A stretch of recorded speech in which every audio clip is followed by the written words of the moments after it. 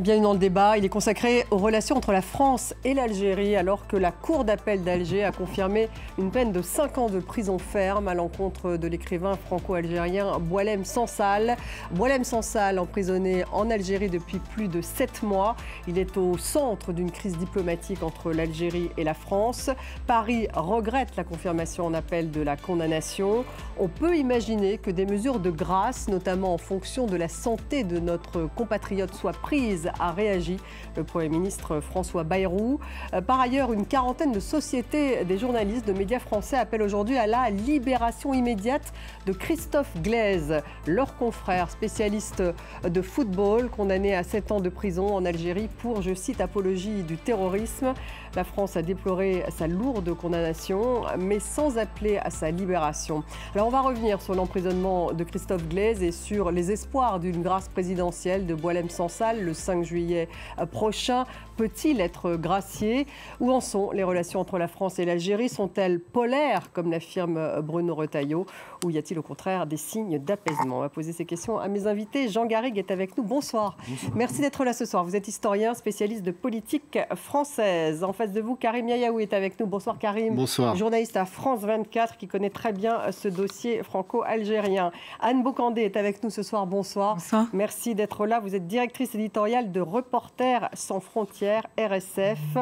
Ali Bouklef devrait nous rejoindre donc assez vite d'Alger, un journaliste algérien indépendant. Boualem Sansal, qui a donc été condamné le 27 mars dernier à 5 ans de prison, notamment pour des déclarations aux médias français d'extrême droite Frontières, dans lesquelles il a estimé que l'Algérie avait hérité, sous la colonisation française, de territoires appartenant jusque-là au Maroc. On fait d'abord un point en image avec Natalia Odisharia.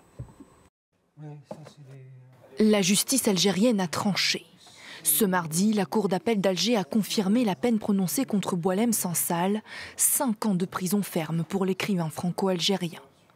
Emprisonné depuis novembre dernier, notamment pour ses déclarations aux médias français d'extrême droite Frontières, Boualem Sansal estimait quelques semaines plus tôt que l'Algérie avait hérité sous la colonisation française des territoires appartenant jusque-là au Maroc. Dans la foulée de cette condamnation, le gouvernement français a réagi sans attendre. Le Premier ministre espère une grâce présidentielle.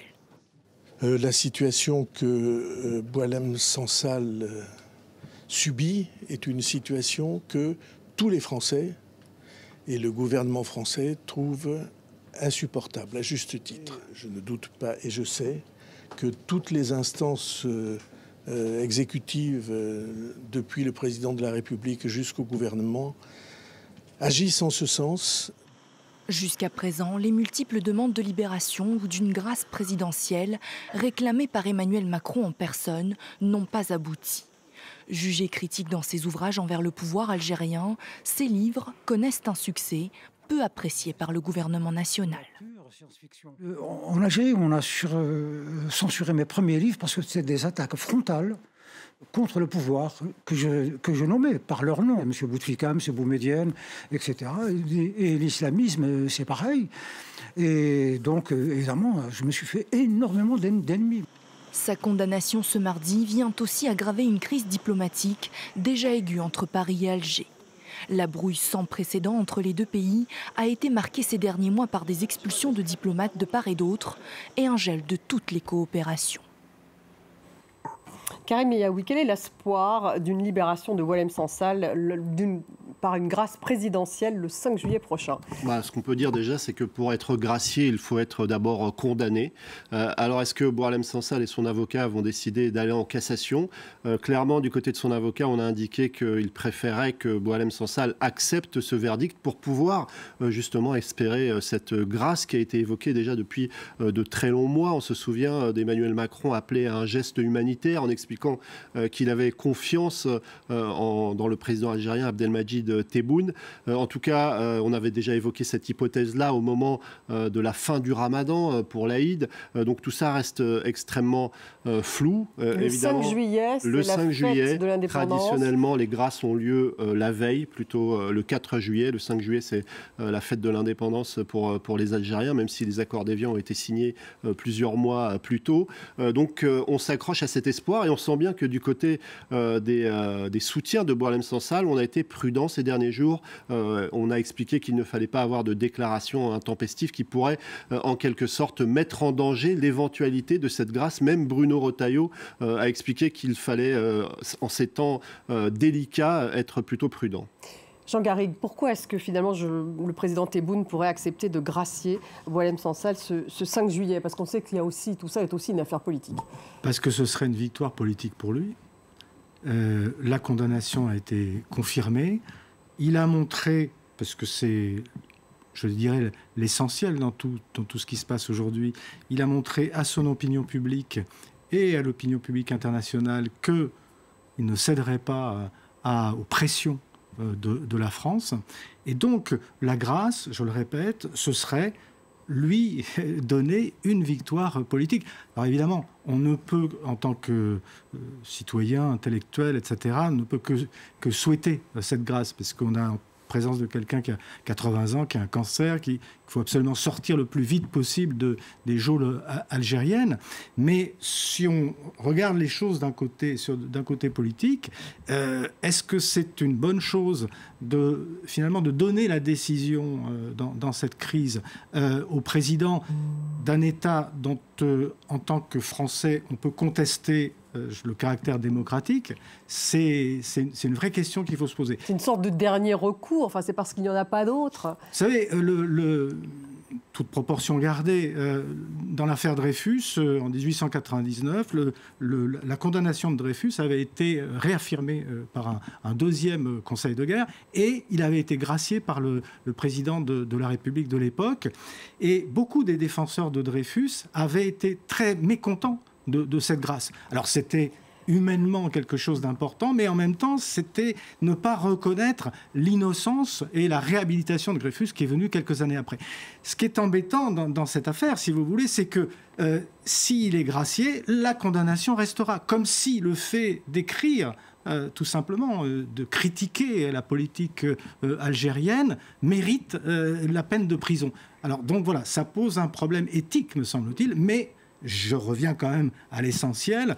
Tout le monde espère que la grâce sera possible. Anne Bocandé, vous qui représentez RSF, est-ce que vous êtes d'accord avec ce que vient de dire Jean Garrigue? Sansal a été accusé, je cite, d'atteinte à l'unité nationale, outrage à corps constitué, pratique de nature à nuire à l'économie nationale et détention de vidéos et de publications menaçant la sécurité et la stabilité du pays. Et lui avait répondu à la cour d'appel, devant la cour d'appel le 24 juin, « Je ne fais pas de politique, je m'exprime aussi sur l'histoire ». Parce qu'il évoquait finalement le fait que la Constitution algérienne, eh bien, elle préserve la liberté d'expression. Alors l'affaire Boualem Sansal est hors mandat RSF. Nous, on est vraiment sur la question des journalistes spécifiquement. Mais ce que ça raconte, en tout cas, là, quand on parle de la question de la grâce, c'est que ce soit pour Boualem Sansal ou que ce soit sur Christophe Glaise, on attend là des solutions politiques à des condamnations qui, de fait, revêtent un caractère politique par leur ampleur, par leur lourdeur. Et c'est de ça qu'il s'agit aujourd'hui. C'est de ça qu'il s'agissait aussi pour Hirsan El-Kadi il y a quelque temps, qui a été gracié après avoir été condamné à 7 ans de prison, qui a finalement été gracié après 2 ans. C'est qu'à un moment donné, il reste une solution politique, et c'est à cela qu'on appelle aujourd'hui pour Christophe Glaise aussi. Alors justement, Christophe Glaise, on y va tout de suite. Condamné à 7 ans de prison en Algérie, vous pouvez nous en dire un mot pour apologie du terrorisme. Alors ce journaliste, il est arrivé en Algérie en mai 2024 pour un sujet sur la JSK, qui est l'un des plus gros clubs d'Algérie, basé à Tizi Ouzou, et il fait appel. La justice, en fait, lui reproche d'avoir été en contact avec un dirigeant de ce club qui est aussi responsable du mouvement pour l'autodétermination de la Kabylie, qui est classé organisation terroriste. Quelles sont vos informations sur cette affaire en particulier? Alors, nous, on suit cette affaire depuis le 28 mai 2024, donc depuis que Christophe Glaise a en effet été arrêté à Tizi Ouzou, alors qu'il était en reportage. On le rappelle, Christophe Glaise est un journaliste sportif, un expert du football. Tous ses écrits depuis 10 ans le montrent. Un journaliste intègre et expert véritablement de ces questions, qui a arpenté le continent africain, de la République démocratique du Congo au Cameroun, à la Côte d'Ivoire. Donc, il connaît ces sujets-là par cœur, qui va à la rencontre des histoires du football. Et il était justement à Tizi Ouzou pour raconter ces histoires d'un plus grand, comme vous l'avez dit, d'un des plus grands clubs du pays. Et en ce sens-là, il a rencontré un des fondateurs de ce club-là, qui se trouve être aussi un leader politique. Mais lui, son sujet, c'est parce que c'est un des fondateurs du club de foot. Et c'est pour ça qu'il a eu des contacts avec lui, rappelons-le aussi en 2015 et 2017, c'est-à-dire bien avant que ce mouvement soit déclaré comme organisation, donc criminalisé par les autorités algériennes, comme organisation terroriste. Donc, et vous étiez au courant qu'il avait été arrêté donc, il y a 13 mois maintenant, il y a 13 mois. Nous, on l'a découvert le week-end dernier. Donc là, il y avait une stratégie très différente de celle de Boualem Sansal, puisqu'on a su très très vite, on a connu son arrestation quasiment le même jour. Hein. Alors en effet, c'est en effet une stratégie qui a été décidée avec la famille, avec Christophe lui-même, en discussion aussi avec les autorités consulaires, et c'était en effet de se dire, bon là, est-ce qu'on peut laisser faire la justice? Et on a eu des signaux plutôt positifs, puisque contrairement à Boualem Sansal, Christophe Glaise a été arrêté, a été mis en garde à vue 6 jours, ensuite il a été libéré sous contrôle judiciaire, très rapidement. Il a dû d'abord pointer tous les jours à Tizi Ouzou, puis peu à peu, ses conditions se sont rapidement quand même allégées. La surveillance 24/24 a été levée. Il a pu être à Alger et pointer une fois par semaine. Donc là, on voyait bien que la situation montrait qu'on allait plutôt vers le sentiment, en tout cas, que la justice était en train de montrer que le dossier était vide et qu'on allait véritablement vers une libération pleine et entière de Christophe Glaise. Donc en effet, c'est pas complètement la même situation. Alors en effet, là, il y a eu un choix à ce moment-là de se dire on va faire confiance à la justice. Les signaux sont encourageants. Et dans un contexte, rappelons-le, de politisation très forte de tous les sujets relatifs à la France et à l'Algérie. Et de coups de froid entre les deux pays. Il s'agissait aussi de faire ce pari-là à ce moment-là. On va écouter d'ailleurs Bruno Retailleau, qui s'est exprimé chez nos confrères et consoeurs de France Inter ce matin, ministre de l'Intérieur. J'observe que la très grande discrétion vis-à-vis de votre collègue, journaliste sportif Christophe Glaise, qui est là-bas depuis 13 mois, il n'était pas en prison, mais il vient d'être condamné. Il était sous contrôle judiciaire. À 7 ans, il était sous contrôle judiciaire. Cette stratégie n'a pas fonctionné. Personne n'en parlait. Personne n'en parlait. Mais ce qui veut dire quoi, pardon? Qu'est-ce que vous voulez dire? Qu'on en parle beaucoup comme avec Boualem Sansal, qu'on n'en parle pas avec Christophe Glaise, il n'y a rien qui change, c'est ça? Non, je veux dire simplement qu'on perd jamais à dire la vérité, c'est tout.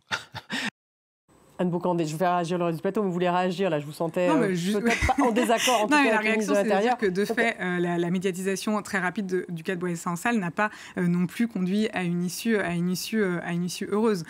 Donc voilà, ça a été en effet un choix. Mais c'est vrai, Karim, qu'on peut parler effectivement de différence de stratégie, parce que manifestement le Quai d'Orsay a assuré suivre de près la situation du journaliste. Il dit lui avoir apporté aide et protection consulaire tout au long de son contrôle judiciaire, mais il y a eu un choix donc de la famille et du Quai d'Orsay de ne pas divulguer cette affaire. Et c'est vrai, comme vous le soulignez, ça n'a pas été plus couronné de succès d'avoir une attitude offensive, comme ça a été le cas de Bruno Retailleau. Alors, c'est vrai que lorsqu'on regarde un petit peu tout ce qui s'est passé depuis que l'affaire Sansal a éclaté, je pense que l'attitude de la discrétion et de la diplomatie était peut-être la meilleure attitude à adopter, tant il y a eu une escalade et un refroidissement des relations entre les deux pays. Il y a eu évidemment l'affaire Boualem Sansal, mais ensuite il y a eu l'affaire des influenceurs, il y a eu cette affaire de... Une escalade en exactement. Fait depuis... Et donc finalement, rentrer dans un affrontement avec les autorités algériennes, je ne pense pas que ça aurait été plus efficace. Jean Garrigue. Est-ce qu'il y a eu une erreur dans cette stratégie de la discrétion? Je ne suis pas qualifié pour en juger. J'observe simplement, ça c'est factuel, qu'aucune des deux stratégies n'a été efficace. Et restons quand même sur l'essentiel. Le scandale démocratique que constitue l'arrestation de l'un comme de l'autre. Même si on peut considérer que avec les propos de Boualem Sansal, il peut y avoir matière à questionner, à critiquer, à ne pas être d'accord avec lui. En ce qui concerne Christophe Glaise, il n'y a rien. Mais c'est quasiment rien, n'est-ce pas? Parce que l'accusé, d'abord, la mention de mouvement terroriste pour le MAK dont on parle en Kabylie, ça peut être très discutable, première chose. Deuxième chose, en quoi a-t-il aidé, en quoi que ce soit, ce mouvement terroriste? J'attends les preuves, moi. Donc, il y a d'abord pour, je dirais, les démocrates que nous sommes, une indignation qui me paraît être salubre. Maintenant, je comprends aussi qu'en liaison avec la famille, le choix de Reporters sans frontières ait été justement de ne pas faire monter cette tension. Et elle en vient évidemment à tout ce qui s'est passé du côté français et à ce qu'a été la stratégie de Bruno Retailleau, qui est une stratégie d'instrumentalisation de la crise franco-algérienne, et dont on voit bien qu'elle était là aussi servie par des impératifs et des motivations très franco-françaises. De la même manière que les motivations de M. Tebboune, le président algérien, sont aussi des motivations très algéro-algériennes. C'est ça qu'il faut bien voir aussi. Peut-être 2 mots sur ce mouvement que peut-être nos téléspectateurs ne connaissent pas, le MAC. C'est un mouvement qui revendique l'autodétermination, mais l'essentiel de la Kabylie, l'essentiel de ses membres ou de ses sympathisants sont plutôt en France. Ils représentent un nombre relativement limité de sympathisants et une grande partie, pour ainsi dire la majorité des habitants de la Kabylie, ne revendiquent pas l'indépendance ou l'autodétermination. Ils revendiquent la reconnaissance de leur identité, de leur culture, de leur langue, mais c'est un danger extrêmement minimal, voire inexistant pour le pouvoir algérien. Est-ce qu'il y a un lien entre les deux affaires ? Peut-être juste pour aussi rebondir sur la question de la stratégie, il n'y a pas de science exacte. RSF fait ce travail depuis 40 ans. On adopte au cas par cas aussi les stratégies d'action et de mobilisation en fonction des leviers qui sont possibles à ce moment-là, et encore une fois en cohérence avec les besoins aussi de la famille, du journaliste incriminé. Donc il y a aussi cela à prendre en compte, aussi une expertise de 40 ans sur ces sujets-là, aussi des mobilisations qu'on a pu rendre publiques sur Irsan un peu plus tôt, considérant cette situation spécifique. Donc je pense que c'est important aussi à rappeler que c'est pas quelque chose qu'on a décidé un matin comme ça autour de la table, autour d'un café. Qu'est-ce que vous attendez aujourd'hui finalement de la France dans le cas justement du journaliste de Christophe Glaise, parce que là pour le moment on en est à la France condamne mais elle ne demande pas la libération, à la différence de Boualem Sansal. Ce qui est sûr, c'est que là on est passé sur une... Tout porte à croire en tout cas que cette décision elle est désormais politique quand on voit la vacuité du dossier et la lourdeur de la peine, parce que rappelons-le, quand on regarde en tout cas les données de RSF, il faut remonter à plus de 10 ans pour trouver une peine aussi lourde à l'encontre d'un journaliste français. Donc c'est totalement lié, c'est lié vraiment à ces relations polaires et si entre la décision France politique ou en tout cas implication politique, il peut y avoir une solution politique. C'est ça aussi que ça a raconté, que dès lors, il importe aujourd'hui qu'en effet les autorités françaises, les autorités algériennes puissent prendre cela en main et que Christophe soit libre. Parce que quand on parle d'apologie du terrorisme, c'est pas exactement non plus comme Boualem Sansal. Apologie du terrorisme, c'est très fort comme terme, comme propagande, c'est-à-dire possession de documents à visée de propagande. Il traite du football. Est-ce qu'aujourd'hui, parler du football, c'est du terrorisme? Est-ce que faire ce travail-là de reportage auprès des premiers acteurs de ce sport-là, c'est faire de la propagande? Non, non. On est rejoint à Alger par Ali Bouklef, journaliste algérien indépendant. Ali, bonsoir. Un mot d'abord, puisqu'on en parlait. Est-ce que vous pensez qu'il y a une petite chance que Boualem Sansal soit libéré, ou libéré car gracié par le président Tebboune le 5 juillet prochain, soit la veille, soit le jour même de la fête de l'indépendance de l'Algérie? Écoutez, l'éventualité sur le plan pratique, évidemment...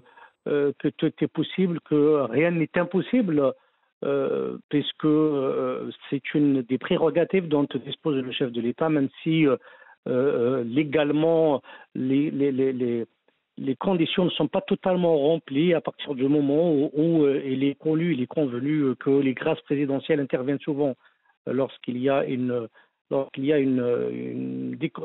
le prévenu est passé déjà et pour partie de sa détention, même si la porte est toujours ouverte pour des grâces, notamment pour des raisons sanitaires et pour des raisons d'âge, mais pour l'instant on ne peut pas le savoir parce qu'il n'y a qu'un seul homme qui peut le savoir, c'est le président Abdelaziz Tebboune. Le président Tebboune le 5 juillet. Je ne sais pas si vous m'entendez. Ali Bouklef, est-ce qu'il a intérêt à le gracier le 5 juillet prochain, le président Tebboune? La situation dans le pays est très très compliquée actuellement parce qu'il y a déjà un autre homme qu'une partie des Algériens opposés, à Boualem Sansal, veut faire libérer. Il s'appelle Mohamed Lamine Belghiti. Il a été emprisonné il y a 2 mois parce qu'il a fait des déclarations qui disait en gros que la question berbère, donc on revient toujours au même problème dont on parlait tout à l'heure, la question berbère est une invention franco-sioniste, disait-il. Elle a été emprisonnée parce qu'une partie des Algériens se sont blessés. Le verdict dans son affaire doit être prononcé le 3 juillet. Donc si Boualem Sansal est libéré, et une bonne partie des Algériens vont réclamer la libération de Mohamed Lamine Belreit, ce qui rend la situation très complexe et très compliquée pour le chef de l'État. Ce que je sais, c'est que pour avoir discuté aujourd'hui avec maître Pierre Cornu-Gentil, l'avocat de Boualem Sansal, c'est que la question va être abordée demain avec son mandant lorsqu'il va lui rendre visite à la prison de Koulira, située à une trentaine de kilomètres à l'ouest d'Alger. C'est à ce moment-là que se décidera l'option à prendre. Soit il va demander une liberté, plutôt il va faire cassation.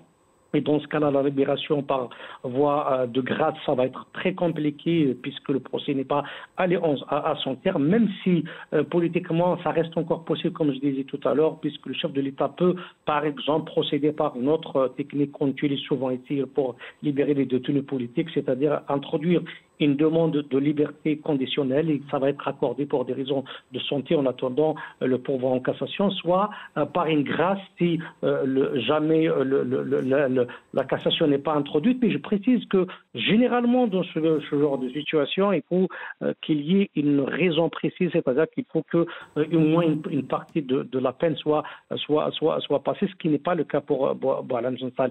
Il y a aussi une bonne part, il faut que vous compreniez aussi à partir de France que énormément d'Algériens, nous sommes une petite minorité à demander publiquement sa libération. La majorité des Algériens qui s'expriment du moins sur les réseaux sociaux ne font pas la différence entre faire des déclarations, comme l'a dit le monsieur tout à l'heure, qui peuvent être contestables, mais qui peuvent pas constituer un danger pour la sécurité du pays, mais remettre en cause les frontières algériennes, et passer aux actes comme le ferait un autre mouvement. Boualem Sansal a fait une déclaration qui peut être discutée sur un média, mais ça ne constitue en rien un danger pour la sécurité du pays. Donc, dans ce cas-là, son prison n'a absolument aucun sens, mais beaucoup d'Algériens pensent que cela est une ligne rouge qui a été dépassée. C'est pour cela qu'ils demandent son maintien en prison. En plus du fait que, pour résumer, il y a une opinion publique algérienne qui demande son maintien en prison, en plus du fait que ça vienne, les demandes de grâce viennent de France, c'est compris ici comme étant une volonté des autorités françaises et d'une partie de la classe politique française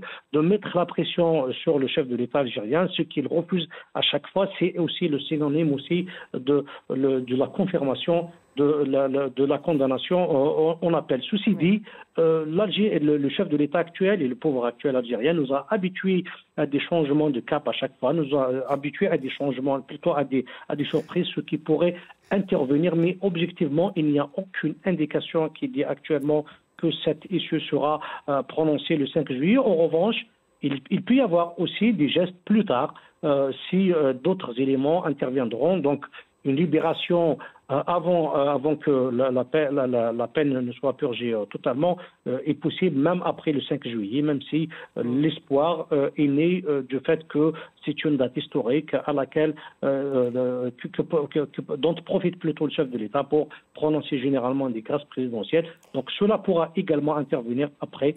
Tout reste possible, même si c'est le flot total qui règne ici, y compris sur notre collègue qui sont règne à Alger, en tout cas. Là, on vous entend, Ali Bouklef. Jean Garrigue, un mot. On voit bien que c'est complexe. En tout cas, c'est une équation. Donc, on est dans une décision politique. Évidemment, s'il faisait ce geste, peut-être que ça ouvrirait un réchauffement entre la France et l'Algérie. Ça serait vu peut-être, au contraire, ce qu'avait l'air de dire Ali Bouklef, comme une sorte de passivité face à la France. Enfin, c'est une équation extrêmement complexe des deux côtés, d'ailleurs, de la Méditerranée. Je veux dire que, et c'est pour ça qu'il faut se garder, contrairement à ce qu'on entend de la part de Marine Le Pen ou d'autres, d'instrumentaliser, d'hystériser cette situation, parce que c'est extrêmement complexe.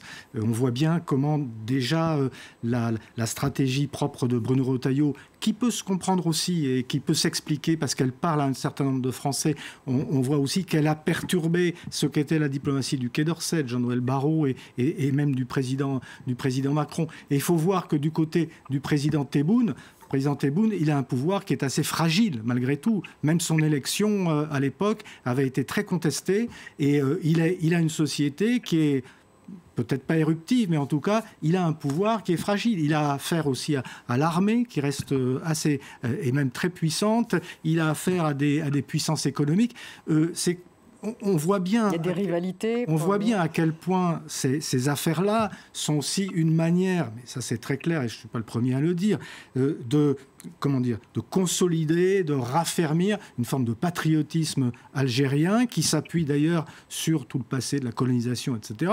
C'est omniprésent quand même dans la stratégie politique d'un Tebboune, même si lui n'est pas un des historiques du FLN, c'est quand même omniprésent. Donc vous avez tout ça à gérer, et ce qui fait que c'est très difficile, me semble-t-il, d'anticiper ce que va être la décision du président algérien. Et en parlant de cette escalade, Karim Yayaoui, pour redonner un peu de contexte, la crise dure finalement depuis le 30 juillet dernier, au moment où la France a reconnu la marocanité du Sahara occidental. Depuis, c'est vraiment l'escalade. L'Algérie a rappelé son ambassadeur. La France a répliqué ensuite avec le rapatriement de 15 agents français. Enfin, c'est vraiment du œil pour œil depuis, avec une escalade un peu non-stop.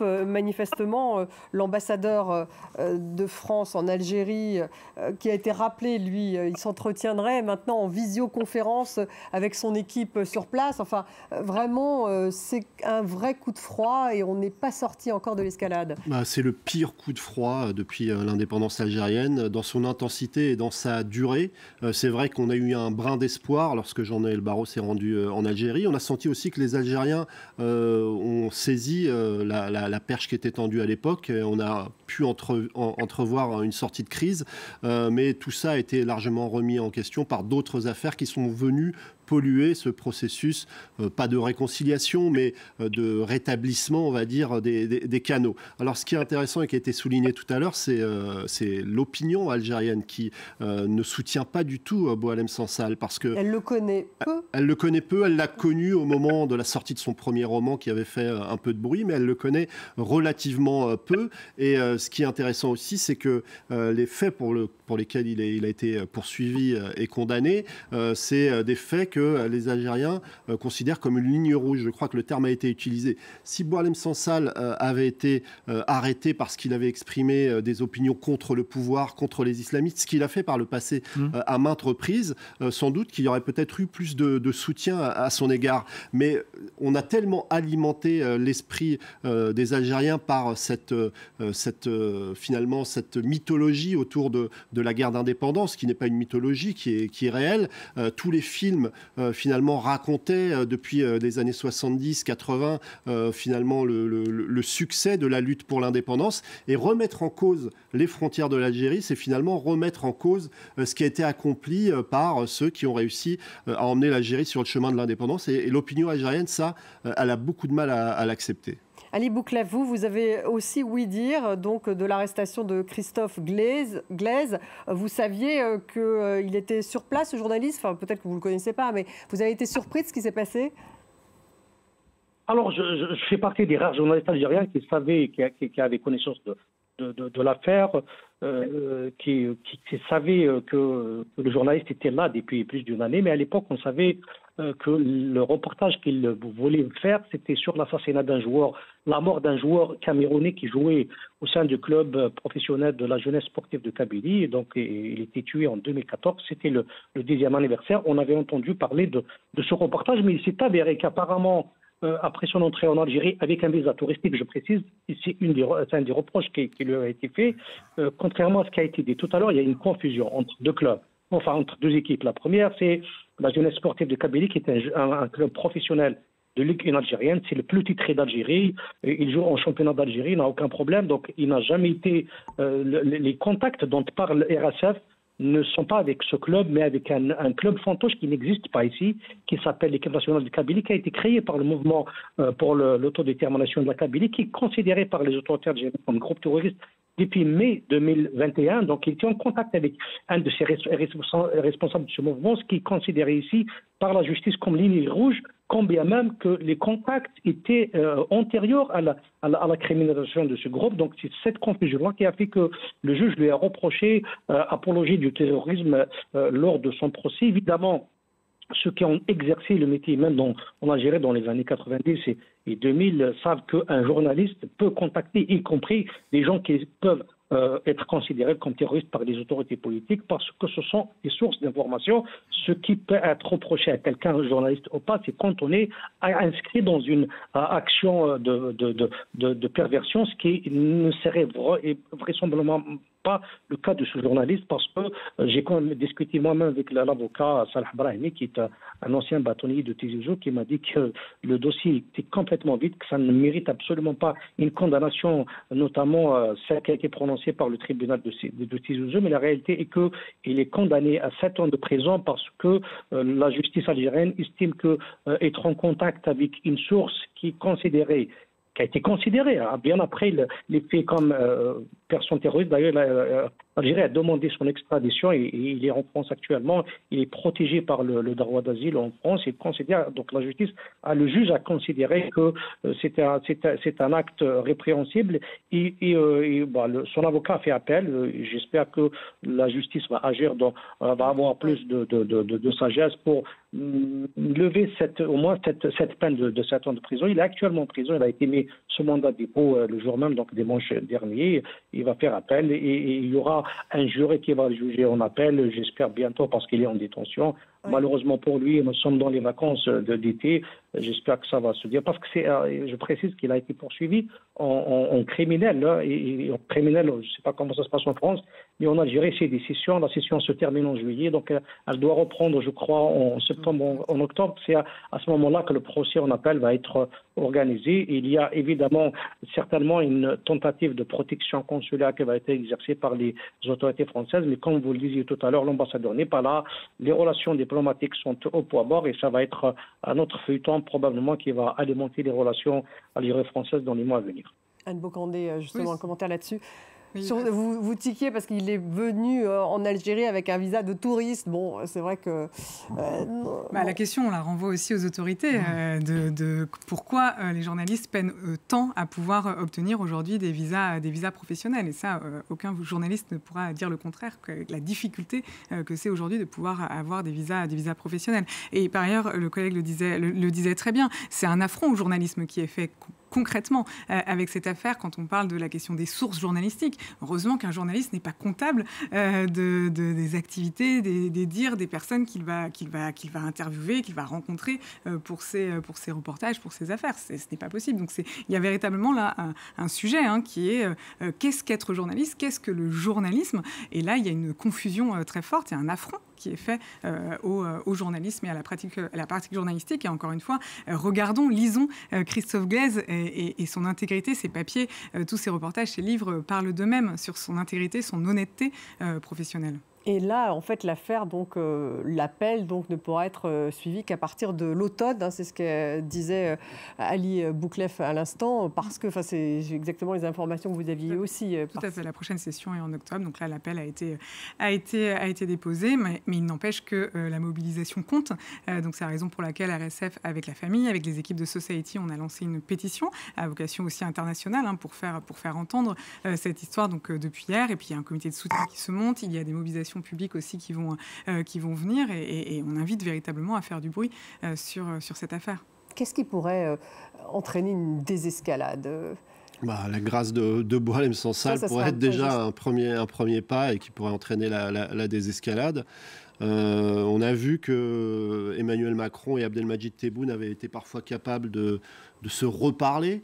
On se souvient qu'à un certain moment, Emmanuel Macron avait tenté de prendre en main le dossier, mais finalement, ça avait assez vite dérapé parce qu'un certain nombre d'événements avaient à nouveau refroidi les relations.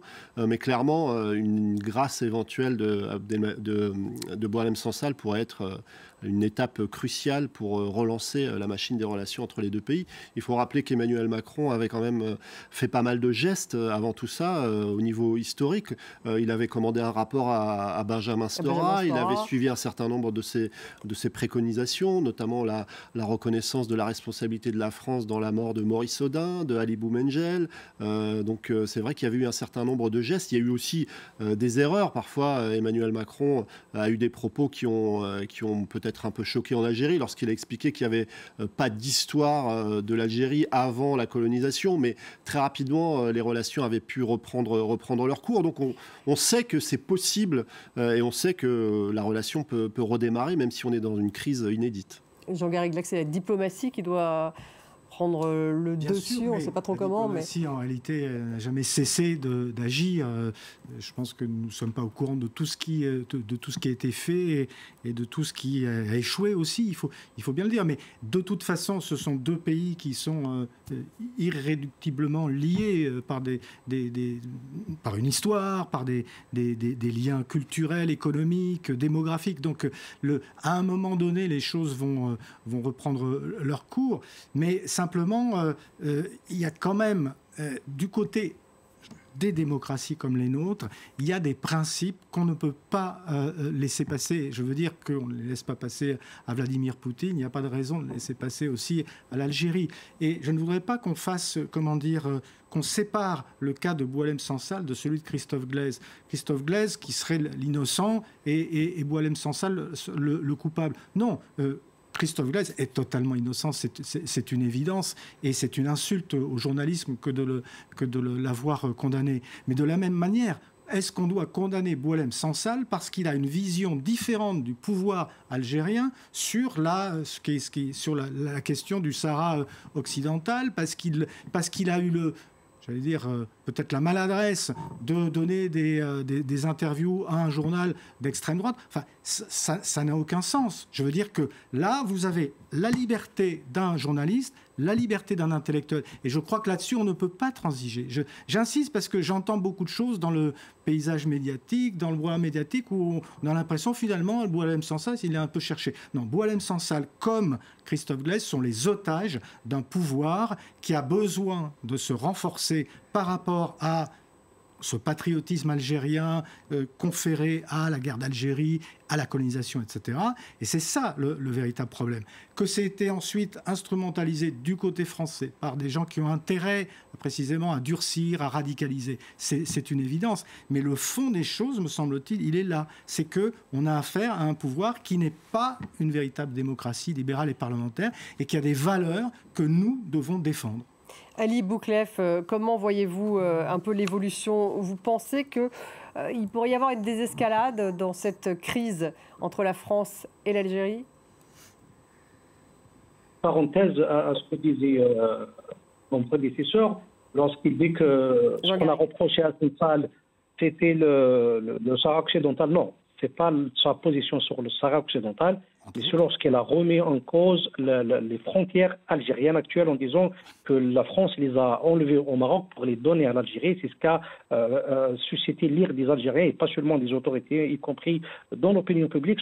Il y a des défenseurs des droits de l'homme qui demandent à ce qu'ils soient maintenus en prison à cause de ces histoires-là, même si je reste convaincu, je fais partie des gens qui pensent que dire des choses désagréables ne doivent pas conduire à la prison. Quant aux relations algéro-françaises, il me semble que il n'y a pas que l'affaire de Boualem Sansal. Actuellement, ce qui bloque les relations algéro-françaises, vous ne l'avez pas évoqué dans le débat, c'est le maintien en détention de l'agent consulaire algérien qui a été arrêté dans une affaire de tentative de kidnapping contre un youtubeur recherché par la justice algérienne et qui est actuellement sous protection en France. Et c'est ce qui a poussé les autorités algériennes à rompre de nouveau les contacts malgré l'affaire Sansal, parce qu'on a compris que Tebboune était prêt à faire un geste envers Boualem Sansal, mais en raison de cette affaire, de cette nouvelle affaire de la mise en détention de l'agent consulaire, les relations ont été à nouveau coupées.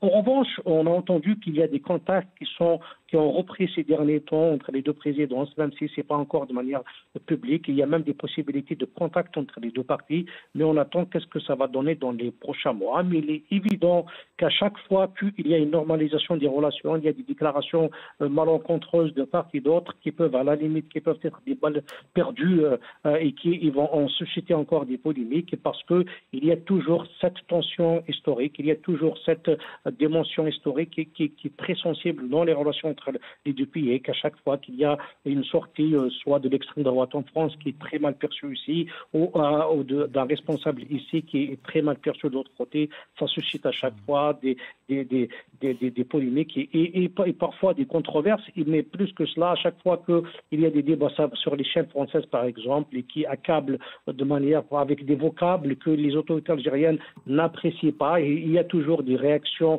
de la bête blessée qui sont perçues comme étant une manière pour des partis françaises, y compris à l'intérieur des institutions françaises, d'attaquer l'Algérie. Et ça pollue à chaque fois, même s'il y a quand même une lueur d'espoir, puisque sur le plan économique, il y a des gestes ces derniers temps des autorités algériennes qui ont permis à des entreprises françaises de reprendre du travail ici. Et ça n'a pas été fait avant, parce qu'à chaque fois qu'il y avait des problèmes politiques et diplomatiques, ça se répercutait sur les relations économiques. Merci Ali Bouklev d'avoir été avec nous. Karine Ayaoui, merci beaucoup. Anne Bocandé et Jean Garrigue, merci d'avoir participé à cette émission. Merci à vous tous de nous avoir suivis. Vous la retrouvez sur les réseaux sociaux également en podcast.